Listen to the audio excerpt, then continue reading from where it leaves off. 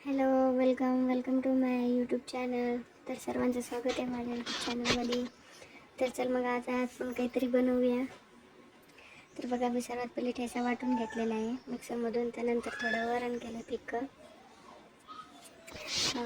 तर आता मी मिक्स भाजी टाकलेली आहे बघा. त्यात डांगर, चवळी शेंगा, गवारी शेंगा, कारलं हे असलं आहे. मिक्स आहे ती भाजी थोडीशी. त्याच्यामध्ये शेंगा असल्यामुळे त्याला थोडं शिजवायला ठेवावं लागतं. तोपर्यंत मी इकडे भात लावून घेतला आणि एका गॅसवर भाजी शिजते. तर बघा, छान प्रकारे तिला पाणी आटेपर्यंत शिजून घ्यायची आणि मग ती शिजती पण आणि मोकळी पण होती. तोपर्यंत मी कढीसाठी बेसन घेतलं आहे. कढी करायची आता. तर बघा, ते बेसन पीठ मध्ये पाणी टाकून आपण कालून घेऊया. तर बघा, पाणी टाकले आणि आता मस्तपैकी काढून घेऊया कढीसाठी. ते बघा, त्याच्यानंतर ताक. ऑफकोर्स कढी करायची म्हटल्यावर ताक तर लागणारच. बाप खूप आंबट आहे ताक.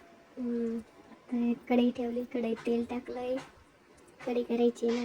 त्यानंतर थोडं गरम होऊ दिलं. गरम झाल्यानंतर त्याच्यात मोहऱ्या टाकल्या सर्वप्रथम. मग त्या तडतड छान तडतडले की छान वास येतो. त्यानंतर लगेच जिरे टाकले. त्यानंतर थोडा ठेसा म्हणजे लसूण अद्रक मिक्स करून काढलेलं आहे ते टाकायचं आहे कढीसाठी. लाल चटणी नाही वापरायची, हिरवी वापरायची, म्हणजे कढी छान होती. तर थोडं परतून घ्यायचं. नंतर कढीपत्ता टाकला आहे. कढीपत्ता टाकल्यावर छान चव येते. छानपैकी मिक्स करून घ्यायचं, त्याला थोडं परतून घ्यायचं. हे बघा, छान असं लाल झालेलं आहे. आता तर थोडी हळद टाकली. तेलात हळद टाकली म्हणजे वास येत नाही. त्यानंतर आपलं बेसन पीठ कालवलेलं आणि ताक दोन्ही मिक्स करून टाकून द्यायचं त्याच्यात. त्याला होऊ द्यायचं आता छान असं. बघा किती छान टेक्स्चर आलेलं आहे. मग चला आता खिरीची तयारी आहे. बघा, काजू, बदाम, मनुके आणि खोबरं किस एवढं घेतलेलं आहे मी. त्यानंतर हे तांदूळ भिजवत ठेवले होते छान. सकाळी उठल्या ते आता मिक्सरमधून काढून घेतले. त्यानंतर पातेल ठेवलं, त्यात तूप टाकलं आणि त्याच्यात हे आपलं जिन्नस सर्व एकत्र कालीवर तुपात करून घ्यायचं, म्हणजे छान चव येते खिरीला पण. हे बघा, छान वाफा निघायला. त्यानंतर आता हे आपलं तांदूळ बारीक करून काढलेले आणि दूध त्या पातेल्यात टाकून द्यायचं. चांगलं ढवळायचं म्हणजे गोळे होणार नाही तांदूळाचे. हे बघा, छान मस्त बघी टेक्स्चर आलेले आहे. किती मस्त बघितलं का. ते साखर टाकून घेतली. नंतर आता लगेच भजी करायची. बघा, भजीसाठी कांदा चिरून घेतला, मिक्स बारीक पिठात टाकून दिला.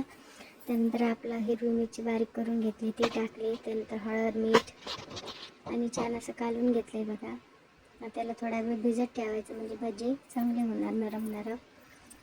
काहीतरी थोडा वेळ ठेवायचं आहे. एवढं झालं. तोपर्यंत खिरीला बघूया आपण कशी झाली. बघा, खूप मस्त खीर झालेली. त्यानंतर उडीद आणि मुगाच्या डाळी भिजू घातले होते मी वडे करण्यासाठी. ते आता मिक्सरमधून काढून घेते. हे बघा, छान असे मिक्सरमधून काढून घेतलेले आहे. त्यात आता लगेच ठेचा टाकला आहे बारीक करून. थोडं मीठ, ठेचा, मीठ आणि थोडं हळद टाकली. थोडं बेसन पीठ टाकलं आणि याच्यात एकत्र करून घ्यायचं मस्तपैकी. छान तेल गरम करायला ठेवलं. त्यात आता वडे तळून घ्यायचे आहेत. बघा किती छान. हे बघा, आता लगेच मी वडे तळून घेणार. हे बघा, छान असे वडे तळून घ्यायले. वडे तळून झाले की लगेच भजे तळून घ्यायचे, म्हणजे मग जवळपास सर्व स्वयंपाक माझा आटपत आलेला आहे. बघा, आपले वडे तळणं झाले. मस्त लाल रंग येईपर्यंत तळून घ्यायचे वड्याला. तर मग वडे तयार झाले. आता लगेच मी भजे तळायला घेते. त्याच तेलात मी भजे पण तळून घ्यायले. छान असे बारीक टाकायचे. मस्तपैकी होतात ते. लालसर होऊ द्यायचे. कमी गॅसवर थोडं कमी करायचं. फुल गॅसवर भजे नाही होत. वरून लालवट होऊन जातात पण आतून होत नाही. छान प्रकारे भजे पण तयार झालेले आहे आपले. बघा, तर सर्व स्वयंपाक रेडी झालेला आहे. बघा, वरण, भात.